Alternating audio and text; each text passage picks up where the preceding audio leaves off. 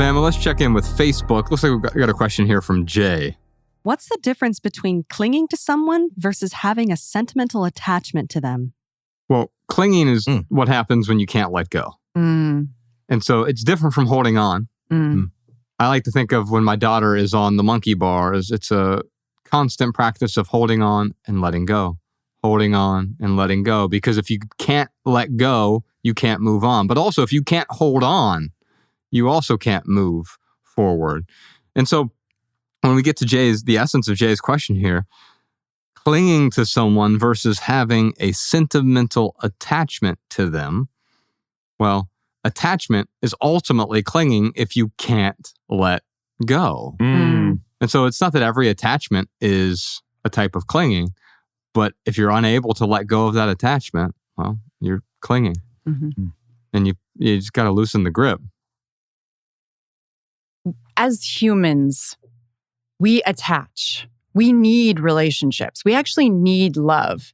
And part of the reason that I talk about love as an addictive process in this book is because love is actually a drive. It is a biological need in us. And from early childhood, you need adults to take care of you, to feed you, clothe you, be sure you're safe. And essentially, that makes you attached to them. That is a need. And so as you get older and you bring that learning into your adult relationships, when you're in a healthy romantic relationship, you want to be attached to your partner. It's a very positive thing to be attached to your partner. Clinging to me sounds like you're not really that attached, or they maybe don't want to be attached to you. And so you're holding on sort of desperately to something that isn't secure. That can put you in a very precarious emotional position. And so I would say to anyone who feels like they're clinging on to something, it's not fully stable, probably. And so work to figure out if you can make it stable or if perhaps you really need to cut the cord here and move forward. Yeah, I think it's weird that they said sentimental.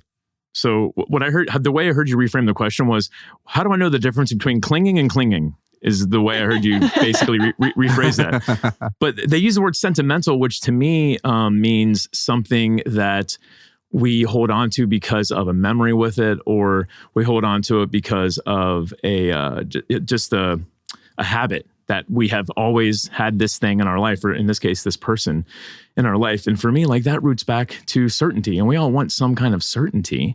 I mean, I don't think, I would never recommend anyone cling to anything, but if you're clinging to something at the cost of living a less meaningful life than if you weren't clinging to that thing, I mean, that is maybe where they need the discernment here of like, okay, like I know I have this person in my life, I'm clinging to them, I need them to be in my life.